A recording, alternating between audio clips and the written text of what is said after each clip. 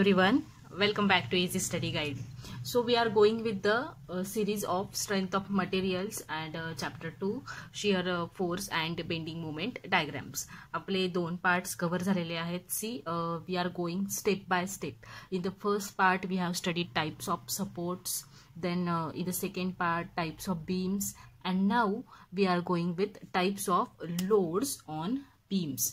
ह्या ज्या basic steps जोपर्यंत तुम्ही डीपली अंडरस्टँड करत नाही तोपर्यंत शियर फोर्स आणि म्हणजे SFD आणि BMD ह्या ज्या डायग्राम्स ड्रॉ करायच्या आहेत त्याच्या बेसिक कन्सेप्ट तुमच्या क्लिअर होणार नाही. सो इथपर्यंत येण्यासाठी आपल्याला ज्या प्री रिक्विजिट लागत आहेत त्यापैकी आपण आता थर्ड स्टेजला पोहोचलेलो आहे, that is types of loads on beams. हा टॉपिक झाल्यानंतर आपण एक्झॅक्टली बघणार आहोत what is shear force, what is bending moment, आणि मग स्टेप बाय स्टेप आपण एक एक स्टेप पुढे जाणार आहोत. जर तुम्ही तुमचे माझे आधीचे पार्ट्स पाहिले नसतील, first 2 parts types of supports and types of beams, तर go through that and then come to this part that is types of loads on beam. हे सगळे लिंक्ड पार्ट्स आहेत. मी नक्की रिकमेंड करते की तुम्ही ते पाहिलेच पाहिजे, मगच ह्या स्टेजला या. होप सो तुम्ही फर्स्ट चॅप्टर स्टडी केलं असेल, स्ट्रेस अँड स्ट्रेन, आणि पुढचे अजून पार्ट्स हवे असतील तुम्हाला डिटेल्समध्ये तर सबस्क्राईब करा चॅनलला आणि ट्यून राहा किंवा कंटिन्यू तुम्ही व्हिडिओज पाहत राहा जेणेकरून तुमचं कंटिन्युएशनमध्ये राहील. सो आता आपण टाइम वेस्ट करू नये, ऑलरेडी 2 मिनिट्स झालेले आहेत. So types of loads on beams. Types of loads on beams actually 2 प्रकारचे मेन जे असतात ते 2 प्रकारचे असतात. एक तर असतो पॉइंट आणि एक असतो युनिफॉर्म लोड. आता तुम्हाला हे माहीतच असेल, UDL माहीत असेल सगळ्यांना, UBL माहीत असेल, पॉइंट आणि UL किंवा युनिफॉर्मली अप्लाइड लोड म्हणूयात आपण. मग तो असेल UDL युनिफॉर्मली डिस्ट्रीब्युटेड लोड और युनिफॉर्मली व्हॅरिंग लोड. तर हे त्याचे मेन 2 टाइप्स आहेत. तर आपण सुरुवात करूया पॉइंट पासून. What is exactly point load? बऱ्याच जणांना माहीत पण असेल. तर पॉइंट लोड म्हणजे काय असतं? Suppose this is my beam, या सपोर्ट्स आहेत त्याच्यावर, सॉरी P1 P2 आणि suppose this is P3, this is P4. तर हे आहेत माझे पॉइंट लोड्स. पॉइंट लोड्सलाच आपण काय म्हणतो? Concentrated loads. कॉन्सन्ट्रेटेड लोड्स म्हणजे काय? तर loads which act at a point. See इथे पॉइंटला ऍक्ट होतोय, ह्या एखाद्या सरफेसला ऍक्ट होतोय का? तो नाही, एका पॉइंटवर तो ऍक्ट होतोय.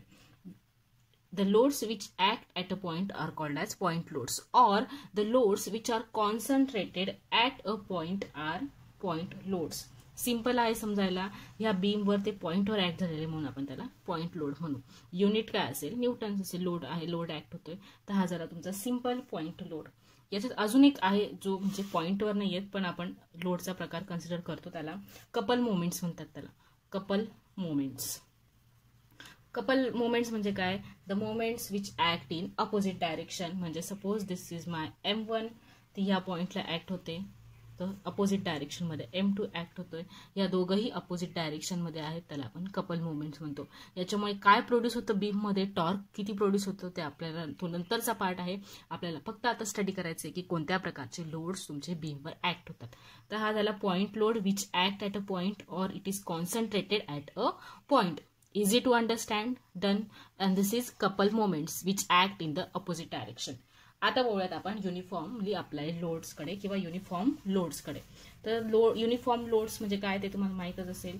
युनिफॉर्म म्हणजे काय? एक युनिफॉर्म मॅनरमध्ये किंवा एका सेम मॅनरमध्ये ते प्रत्येक गोष्ट तिथं असते. Suppose this is my beam, weight a minute, आपल्याला वर जागा मिळायला हवी. Suppose this is my beam, यावर काय होतोय? माझा एक लोड ऍक्ट होतोय इन दिस मॅनर. म्हणजेच एक ऑरची डायग्राम मी तुम्हाला काढून दाखवते. सपोज एक असा बेस आहे आणि तुम्ही किंवा मी त्याच्यावर काय करते, एक वीट ठेवली. वीट आहे सपोज 10 न्यूटनची. ह्या एवढ्या स्पॅन ऑफ लेंथवर मी X वर ठेवली ती. पुढे काय केलं? पुन्हा एक स्पॅन ऑफ लेंथ पुढचा पुन्हा म्हणजे X प्लस समथिंग असेल, सपोज X+1 असेल, त्याला आपण X' म्हणू. तेवढ्या जेवढं ऍड केलेलं आहे मी हे एक्स प्लस एक्स मध्येच बघूयात.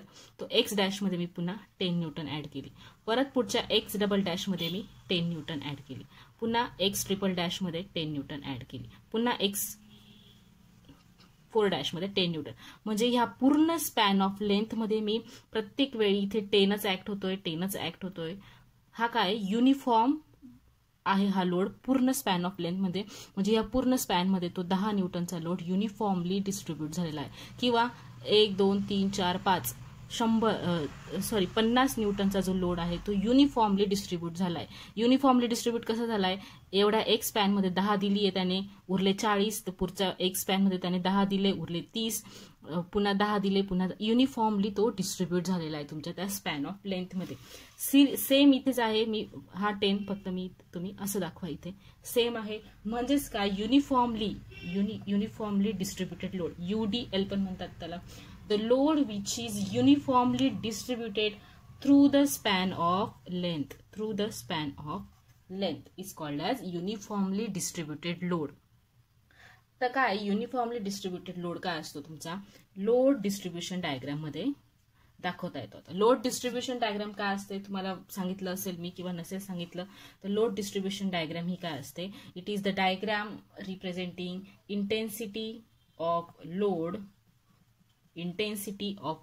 on the y-axis and span of length. मी हे रफ करते, span of length on y-axis. तर यावर तो डिस्ट्रीब्यूट केला जातो. ही जी इंटेन्सिटी असेल ती असेल W, न्यूटन पर मीटर. हे कसं आलं, intensity of load is shown the load acting per unit length. म्हणजे काय, प्रत्येक युनिटवर, जसं मी इकडे ह्या डायग्राम मध्ये जसं दाखवलं होतं, 10 किती युनिट लेंथवर ऍक्ट होत होता, एक्स. म्हणजे माझी इंटेन्सिटी ऑफ लोड काय येईल, force acting per unit length. ही झाली माझी इंटेन्सिटी ऑफ लोड. आपण ती त्याच्याने दाखवतो. मग आता याची मॅग्निट्यूड कशी काढणार, तुम्ही याच्यावरून ते अनालिसिस करू शकत नाही बीमचं, की एक्झॅक्टली किती लोड कोणत्या पॉईंटला ऍक्ट होतोय किंवा याच्यात किती डिफॉर्मेशन होईल. त्यासाठी आपल्याला याच्यात पॉईंट लोडमध्ये कन्व्हर्ट करावं लागेल याला. तर पॉईंट लोडमध्ये कसं कन्व्हर्ट करणार, किंवा पॉईंट लोड मध्ये जरी कन्व्हर्ट केला तर पॉईंट लोड म्हणजे काय, याचा रिझल्टंट, एक प्रकारे आपण रिझल्टंट काढतोय आणि तो कुठे ऍक्ट होईल ते पण. मग आता जो पॉईंट लोड आपण सपोज इकडे ऍक्ट होईल का, इकडे ऍक्ट होईल का, इकडे ऍक्ट होईल, 1 2 3 कंडिशन्स आपल्याला बघायच्या आहेत, कुठे ऍक्ट होईल. जरी तो आपण ठरवला की सपोज 2 नंबर पॉईंटला ऍक्ट होतोय, तरी त्याची मॅग्निट्यूड किती असेल ते आपल्याला आता काढायचं आहे. तर मॅग्निट्यूड किती असेल आणि लोड किती असेल ते बघायचं. जेव्हा आपण ह्याला कन्व्हर्ट करतो, when the load is to be converted into a point load, then the magnitude of intensity of load is find by the area of load distribution diagram. म्हणजेच जेव्हा आपल्याला ह्या इंटेन्सिटी ऑफ लोडला, जी की आपली न्यूटन पर metre मध्ये होती, जेव्हा आपल्याला तिला पॉइंट लोड मध्ये कन्व्हर्ट करायचंय, तेव्हा त्याची मॅग्निट्यूड कशी काढणार, तर हा जो एरिया असेल तुमचा, आता हा माझा बीम आहे, तो बीम जाऊ द्या, पण हा जो माझा लोड डिस्ट्रीब्युशन डायग्राम जी होती माझी, तिचा जो एरिया असेल तो काय असेल, मॅग्निट्यूड असेल. मग आता ही किती आहे माझी, एरिया कसा काढणार, हा रेक्टँगल दिसतोय आपल्याला, रेक्टँगलचा एरिया कसा काढतो आपण, लेंथ इंटू ब्रेथ. ही किती आहे, स्पॅन ऑफ लेंथ, म्हणजे ही एलच येणार. हे किती आहे, हे किती ऍक्ट होतोय माझं, तर ते आहे W ऍक्ट होतोय. म्हणजेच मॅग्निट्यूड ऑफ पॉइंट लोड किती येईल, मॅग्निट्यूड ऑफ पॉइंट लोड किती येईल, will be equal to area of load distribution diagram. Area किती आहे, W इंटू L. तर ही झाली त्याची मॅग्निट्यूड. म्हणजेच यापैकी 1 2 3 यापैकी जिथं पण ऍक्ट होणार असेल तो लोड, त्याची मॅग्निट्यूड आपल्याला मिळाली. आणि आता तो कुठे ऍक्ट होतो, तो ऍक्ट होतो, दिस W into L load will act on it's line of action will be, or it's, म्हणजे ही जी पॉइंट लोड आहे किंवा त्याची जी लाईन ऑफ ऍक्शन आहे ती कुठून असेल, will be through the centroid of beam. Centre नाही म्हणायचा, it will B through the centroid of beam. या बीमचा जो सेंट्रॉइड असेल त्याच्यातून ती ऍक्ट होईल. म्हणजे एका बाजूला नाही ऍक्ट होणार किंवा दुसऱ्या बाजूला नाही ऍक्ट होणार, तर ती सेंट्रॉइड मधून ऍक्ट होईल. म्हणजेच याची जर FBD काढली आपण, फ्री बॉडी डायग्राम काढली आपण, तर ती कशी येणार आहे, this was my beam of length L. त्याला आपण आता कशात कन्व्हर्ट केलंय, पॉइंट लोड मध्ये. मॅग्निट्यूड किती त्याची, W इंटू L. आणि ते कुठून पास होत आहे, तर ते पास होतोय सेंट्रॉइड मधून. सेंट्रॉइड म्हणजे काय असेल, इकडून L/2 असेल, इकडून L/2 असेल. ही असेल त्याची FBD for uniformly distributed load. Hope you understand this. It is important. आणि जर बाकीचे लोड्स ऍक्ट होत असतील, इकडून सपोर्ट रिॲक्शन्स असतील तर त्या एक्स्ट्राच्या असतीलच, पण हे झालं बेसिक त्याचं मॅग्निट्यूड आणि लाईन ऑफ ऍक्शन. तर पुढचं आहे uniformly varying load.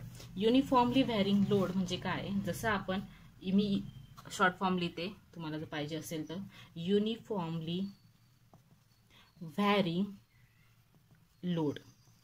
Same example घेते मी. सपोज माझी हे एक वुडन प्लॅंक आहे किंवा एक कोणता तरी प्लॅंक धरून घ्या. सपोज हा आहे माझा एक्स. एक्सवर मी काय केलं, 10 न्यूटन लोड ऍक्ट केला. पुढचा जो माझा एक्स आहे, जो x dash same span of length आहे, त्याच्यात मी काय केलंय, हा 10 पण ऍड केला आणि अजून एक 10 ऍड केला, म्हणजे इथे टोटल 20 ऍड केला. पुढचा आहे माझा x double dash, same magnitude असेल, मी फक्त नोटिफिकेशन वेगळी देते.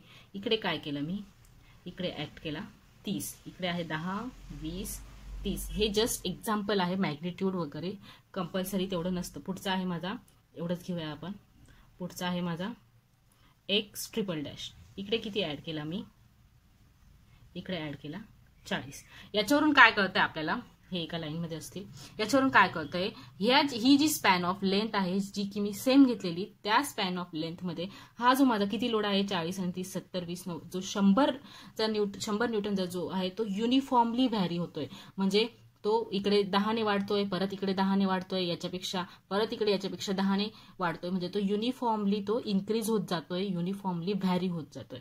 तर हा असेल तुमचा uniformly varying load. This load varies uniformly along the span of length.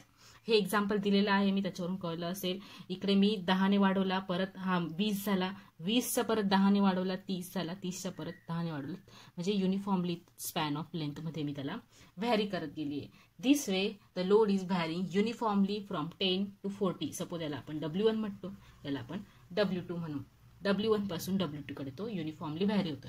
जर म्हणजे आपण हा लोड कसा काढणार किंवा कसा दिसेल तो या प्रकारे दिसेल. ही जी लाईन जर मी काढली तर तो या प्रकारे दिसेल. इकडे असेल माझा W1, इकडे सॉरी, हे मी अगदीच असं दाखवलं, लाईक दिस असेल तो, हा असेल माझा W2. किंवा नॉर्मल असं पण येतं काही ठिकाणी, ते तुमच्या गिवन प्रॉब्लेमवर असतं. आपण सध्या असं दाखवूयात. तर हा असेल माझा W1 आणि W2. अगेन याला आपल्याला पॉइंट लोड मध्ये आपण घेणार आहोत. त्याची मॅग्निट्यूड किती असेल किंवा त्याचं लाईन ऑफ ऍक्शन काय असेल ते डिटरमाइन करायचंय. जसं आपण युनिफॉर्मली डिस्ट्रीब्युटेड लोड मध्ये काय म्हटलं होतं, मॅग्निट्यूड काय असेल, it is the area of load distribution diagram. याची पण लोड डिस्ट्रीब्युशन डायग्राम हीच असेल. This will be span of length, suppose X, and this will be intensity of load. तर याचं हे जे आहे, सपोज हा जर मी घेतला तर याचा एरिया काय येतोय, this is right angle triangle. Area काय असेल, half into W into L. This will be the magnitude of point load acting of uniformly varying load. म्हणजे काय, याचं आपण मॅग्निट्यूड मध्ये कन्व्हर्ट केलं तर ती आली त्याची मॅग्निट्यूड. आणि तो कुठे ऍक्ट होतो, सपोज इकडे घेतलं मी तर तो कुठे ऍक्ट होतो, it is at a distance of, again it will act through centroid of this load distribution diagram. मग ह्या राईट अँगल ट्रायंगलचा लोड डिस्ट्रीब्युशन डायग्रामचा सेंट्रॉइड काय असेल, it will be at the distance of 2L/3 from minimum load और minimum load condition, or at a distance of L/3 from maximum load condition किंवा maximum load point. म्हणजे काय, W2 पासून तो L/3 डिस्टन्सवर असेल आणि मिनिमम लोड W1 पासून तो 2L/3 डिस्टन्सवर असेल. मॅग्निट्यूड किती असेल त्याची, 1/2 into W into L. This is the free body diagram for uniformly varying load. जेव्हा W1 ला पण काहीतरी मॅग्निट्यूड असते, तेव्हा हा जो एरिया असेल तो काय असेल, W1 minus W2 into L. हे काय, दोन ठिकाणी ऍक्ट होईल. ते एका ठिकाणी एक L/3 डिस्टन्सवर असेल आणि एक L/2 डिस्टन्सवर असेल. ते आपण नंतर बघू जसे प्रॉब्लेम्स येतील तसे. पण आता हे बेसिक तुम्ही लक्षात ठेवलं पाहिजे की हा युनिफॉर्मली व्हॅरिंग लोड आहे. तो जर आपण लोड डिस्ट्रीब्युशन डायग्रामवर दाखवला तर त्याची मॅग्निट्यूड म्हणजे त्याचा एरिया येईल. ही किती आहे तुमची, L आहे. ही किती आहे, W. ट्रायंगलचा एरिया आपला half into base into height असतं. Again and this will act through the centroid of this load distribution diagram. Centroid कुठे ऍक्ट होईल तुमचा, तर सेंट्रॉइड आहे 2L/3 डिस्टन्स फ्रॉम W1 और मिनिमम लोड और from L/3 or at a distance of L/3 from maximum load point. This is uniformly varying load. या प्रकारे आपलं types of loads on beams झालेलं आहे. नेक्स्ट सेशनमध्ये आपण शिअर फोर्स ॲक्टिंग किंवा शिअर फोर्स आणि बेंडिंग मोमेंट या टॉपिकला आपण स्टार्ट करणार आहोत. Hope this video is helpful for you and keep watching, stay tune, keep studying. Thank you.